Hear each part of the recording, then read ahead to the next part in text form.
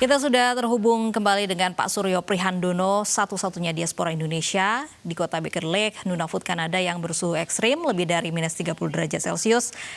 Baik, Pak Suryo, selamat malam waktu Kanada. Pak Suryo, Assalamualaikum Pak Suryo. Waalaikumsalam Mbak Lofi. Bisa cerita bagaimana sih suka duka Ramadan di Kanada yang memang punya jangka waktu puasa yang panjang dan berminus 30 derajat Celcius di sana? Ya karena waktu buka dan sahur ini jaraknya nggak panjang ya, hanya beberapa jam. Jadi biasanya saya kalau berbuka itu sekalian sahur, Mbak. Yang jadi tantangan tuh ya lebih ke ini ya, ke makanan. Karena bahan makanan variasinya tidak banyak. Jadi harus cari cara untuk mengkombinasikan waktu waktu kita memasak tuh biar nggak bosan gitu. Dan daging halal itu kalau habis tuh nunggu datangnya tuh lama gitu. Jadi saya biasanya kalau untuk makanan karena saya suka mancing ya di musim panas, jadi saya stok di freezer. Terus kalau dikarenakan pekerjaan saya juga banyak di dalam ruangan ya, jadi udara yang ekstrim dingin itu nggak terlalu berpengaruh ya, karena saya nggak keluar. Tapi ya itu kalau sudah sampai rumah ya malas kemana-mana karena di luar itu dingin sekali. Baik, kalau di tanah air ini sekitar 12-13 jam puasa, kalau di sana berapa jam, Mas Suryo? Mohon diulang lagi, Mbak. Kalau di Kanada puasanya berapa jam, Pak Suryo? Oh, kalau di Nunavut terutama, Nunavut puasa lebih dari 20 jam, Mbak, sehari. Baik, artinya memang nggak harus disiasati ya, di sana suhunya ekstrim begitu.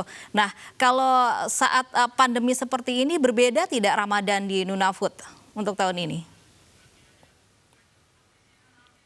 Kalau di tempat saya di Baker Lake karena muslimnya cuma 2 orang ya, jadi sekarang pun lagi social distancing.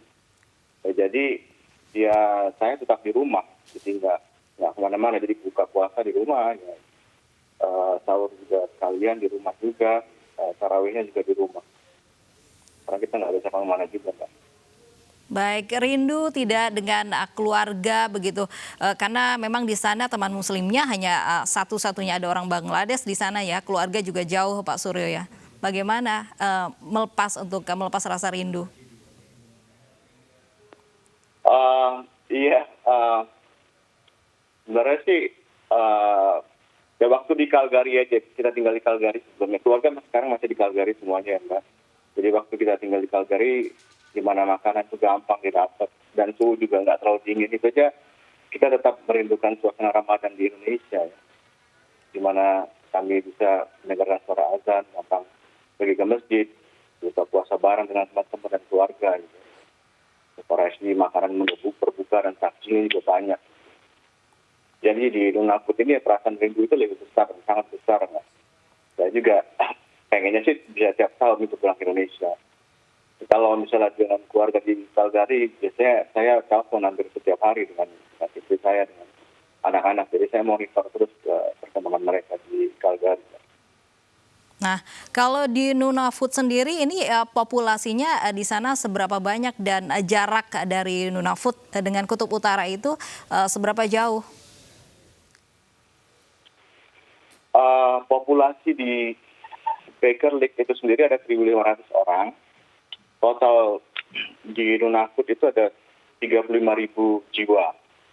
Nah, kota yang terdekat ke Kutub Utara itu satu-satunya ada di Nunavut, Kanada ya. Itu nama kotanya Alert. Itu nggak jauh, sekitar 870 km dari sumbu kutubnya, Mbak. Dan sebagian besar kota-kota di Nunavut ini di dalam lingkaran Arktik ya, di Arctic Circle. Jadi udah biasanya kan kalau latitude 60 itu udah termasuk Arctic Circle, itu udah bisa disebut dalam Kutub Utara. Baik, nah kalau untuk aktivitas Ramadan, karena memang muslimnya sangat minoritas sekali di sana, apakah ada kegiatan Islam ketika bulan Ramadan di Nunavut khususnya, Pak Suryo?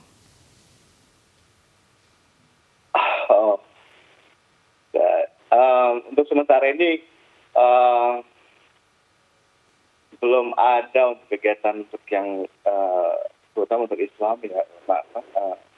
Karena cuma kita berdua di sini, jadi sangat-sangat minoritas ya. Karena kita tinggal di lingkungan suku Inuit ya, Mbak. Suku Inuit itu mereka sebutnya orang Eskimo ya. Tapi mereka lebih suka disebut suku Inuit atau orang Inuk. Jadi saya sekarang ini tinggalnya tuh di lingkungan suku Eskimo sebenarnya ya. Nah itu Muslimnya kan cuma saya berdua ya.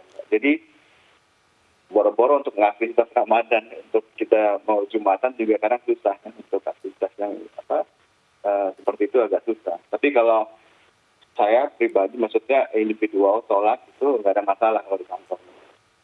Baik, artinya memang Nggak ada masalah. tidak ada aktivitas Islam di sana. Nah, sudah lama tidak pulang ke tanah air, apa mungkin yang paling dirindukan Pak Suryo Ramadan di tanah air?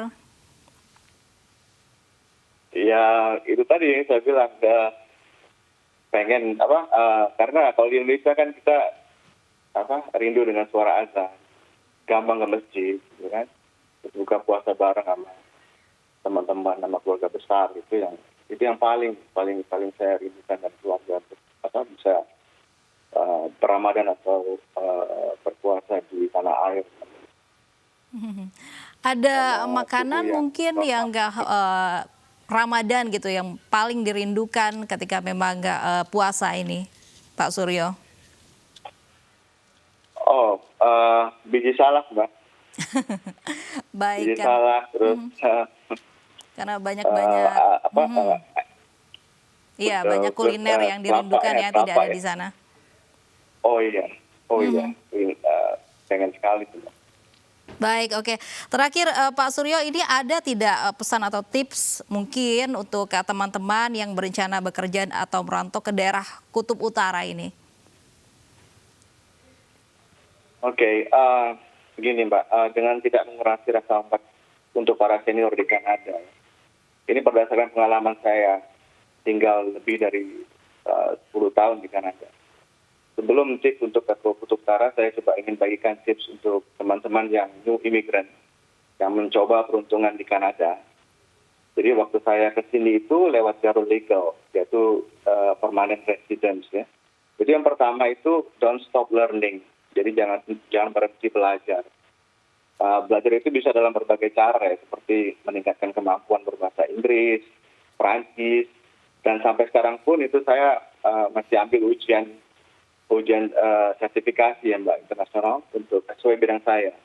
Karena ini sangat membantu. Pemerintah Kanada sendiri memberikan program pelatihan gitu untuk new immigrant sesuai bidang masing-masing, dan itu free, gratis. Ongkos pun kita dikasih sama pemerintah. Saya pernah ikut program itu waktu saya landed pertama kali, itu selama 6 bulan. Dan itu sangat-sangat membantu saya untuk mendapat pekerjaan di Kanada sesuai dengan bidang saya. Yang kedua, itu jangan minder, Mbak. Baik. Kemampuan kita tuh sama, atau mungkin lebih bagus kan orang-orang dari orang asing.